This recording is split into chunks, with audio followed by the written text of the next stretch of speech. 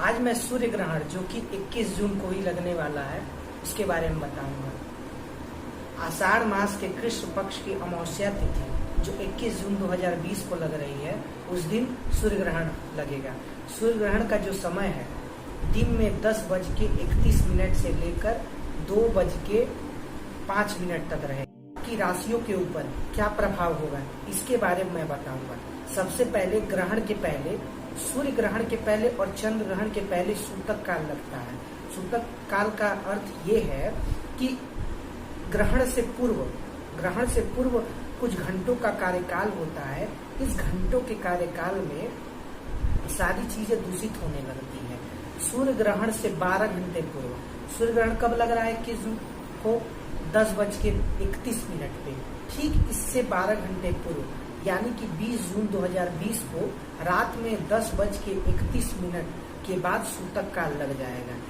अतः अगर आप बाल, बच्चे, वृद्ध या फिर कोई रोगी है, उसको इस सूतक काल में छूट दी जा सकती है, क्योंकि उनका कार्य बिना कुछ दवा लिए या फिर और भी चीजों को लिए बिना कार्य नहीं चलेगा। इस वजह से इनको छूट दी जा सकती है।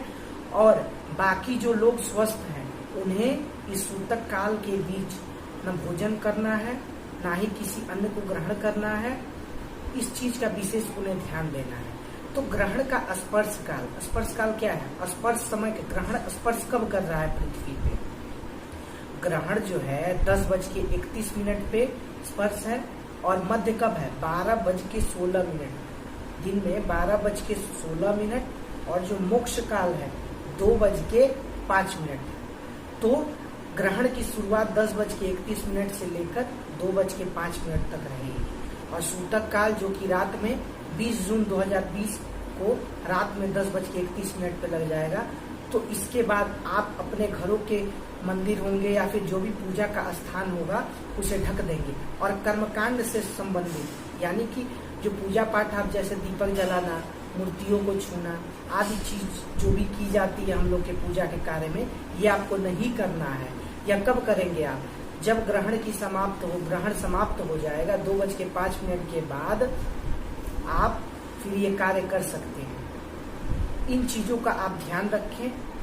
और जो ग्रहण है, सूर्य ग्रहण जो है इस वर्ष का पहला सूर्य ग्रहण है और यह मिथुन राशि में लग रहा है। मिथुन राशि और मृगशिरा नक्षत्र। मिथुन राशि किसकी है? मिथुन राशि बुध की है। और मृगशिरा नक्षत्र जो है वो मंगल का नक्षत्र है।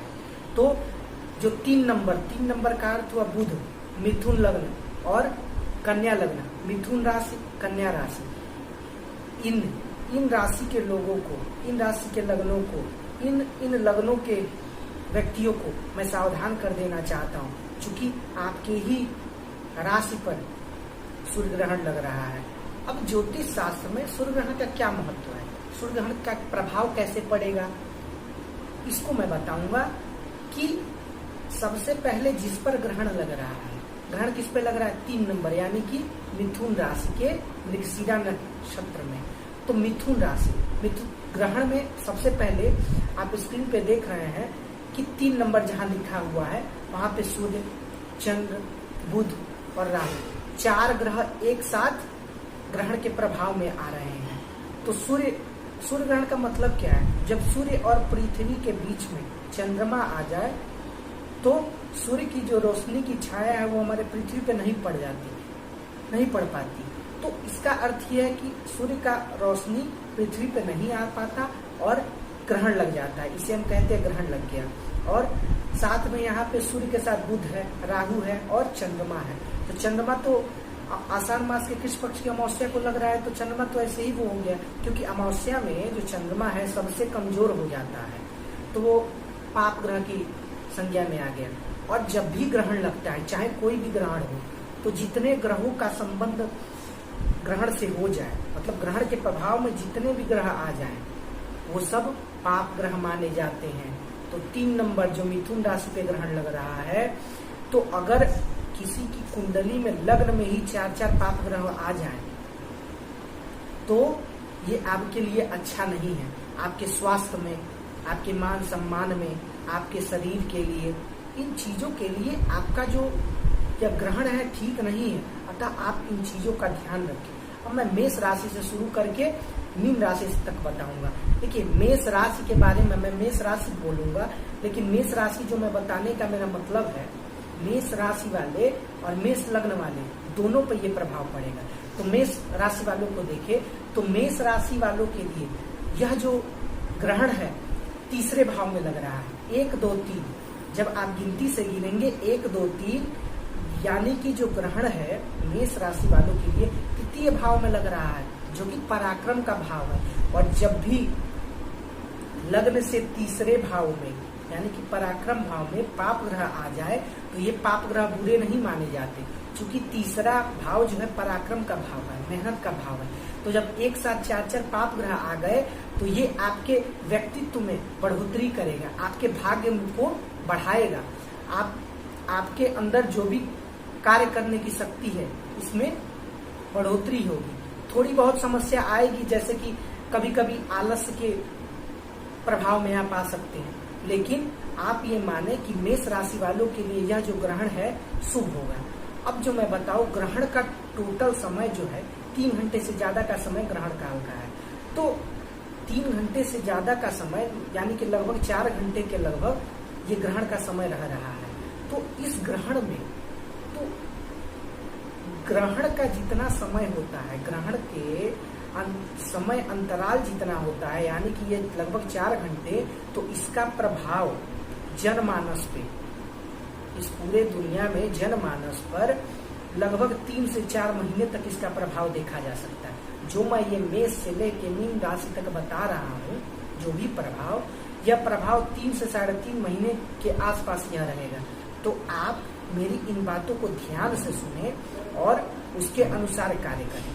मेष राशि वालों के लिए ये जो ग्रहण का प्रभाव है वह शुभ फलदायी है। 2 नंबर वालों के लिए बात करूं, 2 नंबर का अर्थ क्या है? 2 नंबर यानी कि वृष राशि। वृष राशि वालों के लिए ग्रहण क्या प्रभाव देगा?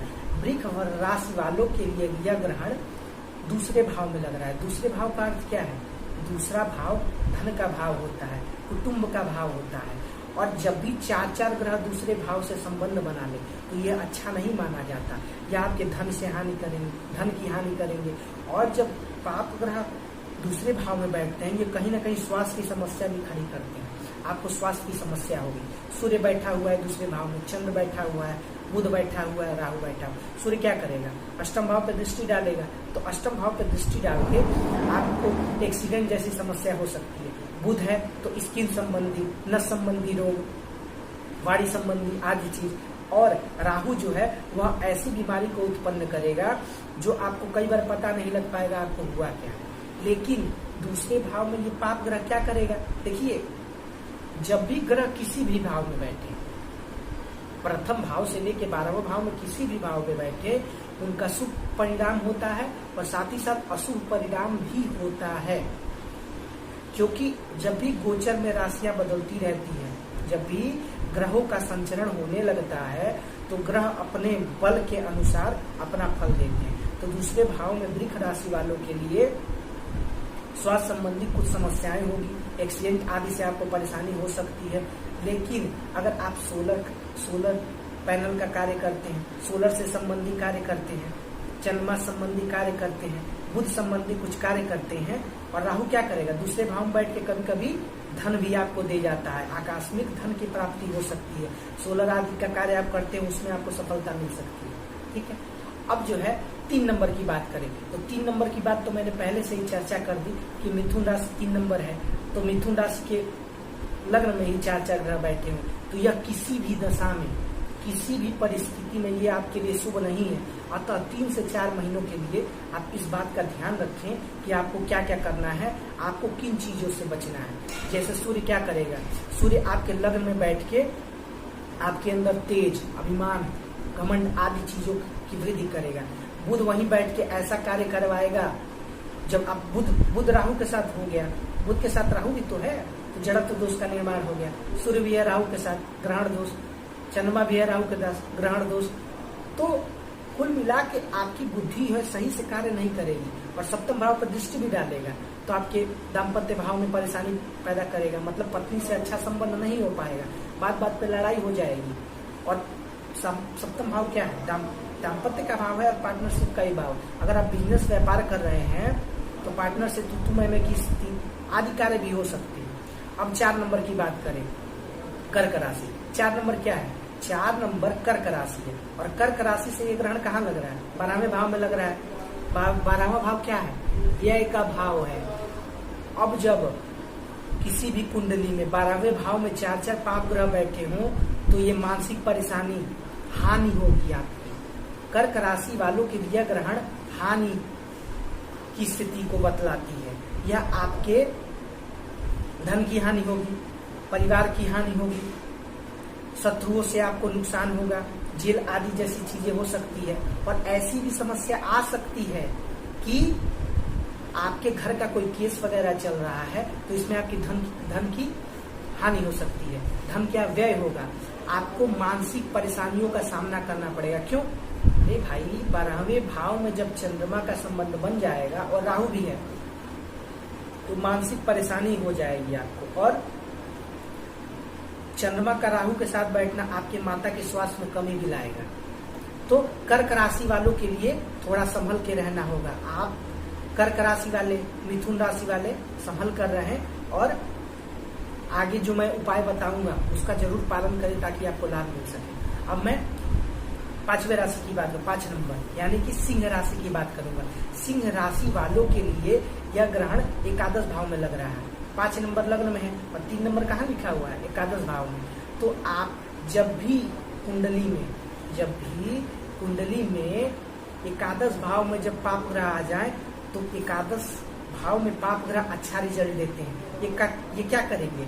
एकादश भाव में पाप ग्रह बैठ के आपको लाभ की प्राप्ति कराएंगे। तो सिंह राशि वालों के लिए यह ग्रहण जो है लाभ की प्राप्ति कराएगा। आपको तरह तरह के इनकम के स्रोत बढ़ेंगे। आपके पास इन 3 साढ़े 3 महीने के बीच में कई तरह के इनकम की स्रोत डेवलप होंगे और ये आपको हर जगह से धन की प्राप्ति कराएंगे। लेकिन एक बात का ध्यान रखें, सिंह राशि वाले, अगर हमारी माताएं बहनें सिंह राशि से संबंध रखती हैं और प्रेगनेंसी की अवस्था में चल रही हैं, प्रेग्नेंट है माताएं बहनें, तो उन्हें कुछ चीजों का ध्यान रखना पड़ेगा। क्यों? देखिए, एकादश भाव में सूर्य, बुध, राहु और चंद्र एक साथ बैठे हुए हैं और इनकी दृष्टि पंचम भाव में पड़ेगी। तो पंचम भाव किस चीज का है? पंचम भाव आपकी संतान का भाव है, आपके ज्ञान का भाव है। तो सूर्य और राहु क्या करेंगे? सूर्य राहु मिलकर पंचम भाव पर दृष्टि डाल के आपके गर्भ को खराब करने का कार्य करेंगे। तो सिंह राशि वाले को धन से संबंधित तो लाभ होगा, लेकिन माताएं बहनें इनको इन चीजों पे ध्यान देना पड़ेगा। अब मैं 6ठे नंबर की बात करूं, यानी कि कन्या राशि। कन्या राशि वालों के लिए यह जो ग्रहण है वो 10म भाव, कर्म भाव में बैठा हुआ है। तो जब भी कुंडली में कर्म भाव में 4 पाप ग्रह हो जाएंगे तो क्या करेंगे?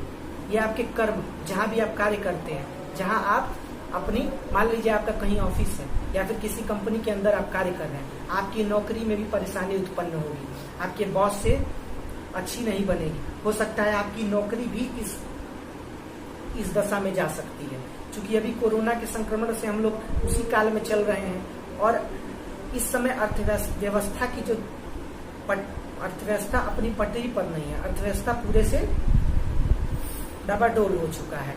तो 10म भाव पे 4 पाप ग्रह हैं, तो आप कुछ उपाय करके इन चीजों से बच सकते हैं, जो मैं लास्ट में बताऊंगा। तो कन्या राशि वालों के लिए भी ये ग्रहण ठीक नहीं है, क्योंकि 3 नंबर पे ही ग्रहण लग रहा है ना। तो 3 नंबर का स्वामी कौन है? बुध। और कन्या राशि का भी स्वामी कौन है? बुध ही तो है। तो आप इन चीजों का ध्यान रखें। अब 7वें नंबर की बात करें। 7 नंबर का मतलब क्या है? 7 नंबर का मतलब है तुला लग्न। तुला लग्न वालों के लिए ये ग्रहण कहाँ लग रहा है? तुला लग्न वालों के लिए ये ग्रहण 9वें भाव में लग रहा है, भाग्य के भाव में। और जब भाग्य के भाव में ग्रहण लग जाए तो आपके भाग्य में कमी होगी। आप जो कार्य करना चाहते हैं वो चीज नहीं हो पाएगा। पिता से संबंध आपके अच्छे नहीं हो पाएंगे, क्योंकि 9वें भाव को देखिए, 10म भाव पिता को तो देखते ही है, 9वें भाव का भी संबंध होता है। तो आपके भाग्य में कमी, आपके धर्म में कमी आएगी, मतलब धर्म में आप रुचि नहीं ले पाएंगे और रहेंगे। वृश्चिक राशि वालों के लिए यह ग्रहण अष्टम भाव में लग रहा है, और यह अष्टम भाव में जो ग्रहण लग रहा है 4 ग्रहों की, ये ठीक नहीं है। सूर्य, चंद्र, बुध, राहु जब अष्टम भाव में बैठ जाएं तो ये आपके स्वास्थ्य संबंधी बहुत ही भयंकर समस्या दे देंगे। क्योंकि ये मृत्यु का भाव है ना, आयु का भाव है, तो आपको इन चीजों पे ध्यान देना पड़ेगा कि जब मृत्यु भाव में 4 पाप ग्रह बैठ जाएं तो ये आपको कुटुंब से समस्या उत्पन्न करेंगे। क्योंकि सूर्य की दृष्टि दूसरे भाव पे पड़ेगी ना, और राहु भी बैठा हुआ है, तो राहु क्या करेगा, षड्यंत्र उत्पन्न करने का प्रयास करेगा, एक्सीडेंट आदि जैसी समस्याएं होंगी और धन की हानि होगी। लेकिन कहीं न कहीं मैंने बोला ना कि ग्रहों का प्रभाव शुभ होता है तो शुभ भी होता है, तो राहु कहीं न कहीं आपको आकस्मिक धन की प्राप्ति भी करवाएगा। अब मैं धनु राशि वालों के लिए यह ग्रहण जो है सप्तम भाव में लग रहा है। सप्तम भाव किसका है, पत्नी का भाव है, दाम्पत्य का भाव है, व्यापार का भाव है। तो सप्तम भाव में जब 4 पाप ग्रह बैठ जाएंगे तो आपके व्यापार में बढ़ोतरी नहीं होगी, आपके पार्टनरशिप में कमी आ जाएगी। मतलब जिसके साथ भी आप व्यापार कर रहे हैं पार्टनरशिप में, तो इसमें समस्या उत्पन्न होगी, आपके पत्नी के स्वास्थ्य में परेशानी होगी, आपके पत्नी से जो संबंध है, जो आप लोग की स्थिति है वो सही नहीं चलेगी। तो आप इन चीजों पे ध्यान दें। और लग्न में भी आपके अंदर आक्रोश आ जाना, आपका दिमाग सही से कार्य नहीं करना, आप सही फैसला नहीं ले पाएंगे। तो धनु राशि वालों के लिए मैं कहना चाहूंगा, इस जो 3-4 महीने का कार्यकाल है, नए बिजनेस की शुरुआत आप नहीं करेंगे। अगर करेंगे तो आपको 100% नुकसान होगा, तो आप इस चीज का विशेष ध्यान दें। अब मैं मकर राशि वालों के लिए बात करूंगा। मकर राशि वाले क्या है, मकर राशि वालों के लिए ग्रहण जो है 6वें भाव में पड़ रहा है। तो अब देखिए, मकर राशि वालों के लिए जो ग्रहण है शुभ है। क्यों? क्योंकि जब 6ठे भाव में 4 पाप ग्रह बैठ जाएं तो ये आपको फायदा देंगे। मतलब आप 6वां भाव किसका है, शत्रु का है, रोग का है, कर्ज का है। तो ये जो 6वां भाव है, आपको ये जो ग्रहण लग रहा है सूर्य, चंद्र, राहु, बुध 6वें भाव में है ना, तो ये क्या कार्य करेंगे, आपको रोग से, शत्रुओं से, कर्जे से छुटकारा देंगे। मतलब छुटकारा उत्पन्न कराएंगे। इस 3-4 महीने का जो पीरियड है, इसमें आप इनसे छुटकारा प्राप्त करेंगे। कुछ चीजों में समस्या हो सकती है स्वास्थ्य संबंधी, जो मैंने बताया कि जब 6वें, 8वें, दूसरे और 12वें, जब भी इसमें पाप ग्रह आ जाए या कोई भी ग्रह आ जाए, 6वें, 8वें, दूसरे, 12वें, जब भी कोई ग्रह आ जाएंगे तो स्वास्थ्य संबंधी थोड़ी समस्या दे जाएंगे। सूर्य, बुध, राहु, चंद्रमा क्या करेगा, मौसम का परिवर्तन होगा, कफ खांसी जैसी समस्या आ जाएगी। बुध क्या करेगा, स्किन संबंधी रोग। सूर्य क्या करेगा, हड्डियों संबंधी परेशानी हो सकती है। लेकिन मैं कह सकता हूँ मकर राशि वालों के लिए, आपके लिए यह ग्रहण शुभ फलदायी है। अब जो है मैं कुंभ वालों के लिए बात करूंगा। कुंभ क्या है, 11 नंबर। कुंभ राशि वालों के लिए यह ग्रहण जो है 5म भाव में लग रहा है। 5म भाव किसका होता है, 5म भाव ज्ञान का भाव होता है, संतान का भाव होता है, आपके बुद्धि प्रज्ञा का भाव होता है। तो 5म भाव का हमारे जीवन में बहुत बड़ा महत्व है। अब अगर 5म भाव में 4 पाप ग्रह बैठे हुए हैं तो आपके ज्ञान, अगर आप पढ़ाई कर रहे हैं, पढ़ाई में मन नहीं लगेगा, संतान से वैचारिक मतभेद हो सकता है। तो मैं आपको कहना चाहूंगा कुंभ वालों के लिए कि आप अपने संतान से अपने ही चीजों को फोर्स करने का प्रयास न करें, उस पे अपनी बात मनवा लेना, अपने कोई समझदारी नहीं है। तो मैं कहना चाहूंगा कुंभ राशि वालों के लिए कि इन चीजों का आप ध्यान रखें और अपने बुद्धि और प्रज्ञा का सही इस्तेमाल करें। अब ये 5म भाव क्या है, ये 5म भाव अफेयर का भी तो भाव है। तो अगर आप सब जातक कुंभ राशि संबंध रखते हैं और आप किसी प्रेम संबंध में हैं, तो प्रेम संबंध में परेशानी आएगी ही आएगी। तो आप इन बातों का ध्यान रखें और तत्पश्चात आप आगे बढ़ें। अब मैं मीन राशि वालों के लिए बात करूंगा। मीन राशि वालों के लिए यह ग्रहण कहाँ लग रहा है, यह ग्रहण 4th भाव में लग रहा है। 4th भाव किसका है, आपके माता का है, आपके सुख का है और आपके प्रॉपर्टी आदि जो भी जमीन जायदाद है इनका भाव है। अब इन पे ही 4 ग्रहों की 4 ग्रहों पे क्या हो रहा है, इन पे ग्रहण लग रहा है। तो क्या आपके माता के सुख में कमी, मतलब माता का स्वास्थ्य में परेशानी, आपके सुख में कमी, आपको सुख नहीं मिल पाएगा, क्योंकि ये कहीं ना कहीं सुख की प्राप्ति कराएगा, क्योंकि कुछ ऐसी स्थिति बन रही है मीन राशि वालों के साथ। चतुर्थ भाव में आपको सुख की प्राप्ति होगी, इन माता के सुख में कमी हो जाएगी और आप मानसिक रूप से, चतुर्थ भाव क्या है, चतुर्थ भाव जो है माता सुख का भाव है, तो माता के सुख में कमी, आपके सुख सुविधाओं, जैसे आप इस बीच जमीन जायदाद की बात कर रहे हैं, अगर आप कोई क्रय विक्रय करना चाहते हैं, आप क्रय कर रहे हैं, आप नया जमीन जायदाद खरीदना चाहते हैं, तो इन 3-4 महीने में न खरीदें। कोई जमीन लेंगे तो हो सकता है वो विवादित होगी, तो इन बातों का आप ध्यान रखें। मीन राशि वालों के लिए बहुत शुभ नहीं है, कुछ चीजों में सुख की प्राप्ति होगी, लेकिन आपको उतना शुभ नहीं कहा जा सकता। आपके पिता से मतभेद की भी समस्या ये उत्पन्न करेगा। ये तो थी आपके मेष से लेके मीन राशि तक के ग्रहों पर क्या प्रभाव पड़ेगा इस ग्रहण का। अब मैं बता दूं आपको करना क्या है इस ग्रहण। सबसे पहले ग्रहण का प्रभाव जो है 3-4 महीने तक तो रहेगा ही रहेगा, इसका प्रभाव आपको देखने को मिल जाएगा। अतः आप सभी जनमानस से मेरी प्रार्थना ही समझिए कि आप सब क्या करें, सूर्य को जल अवश्य दे, सूर्य को अर्घ्य अवश्य ही देना चाहिए, चाहे कोई समस्या हो चाहे ना हो, सूर्य को अर्घ्य अवश्य दे और हनुमान जी की आराधना करे, भगवान विष्णु की आराधना करे और देवाधी देव महादेव की आराधना करे। क्योंकि देवाधी देव महादेव की आराधना करने से हमारे जीवन में सारी समस्याएं खत्म हो जाती हैं।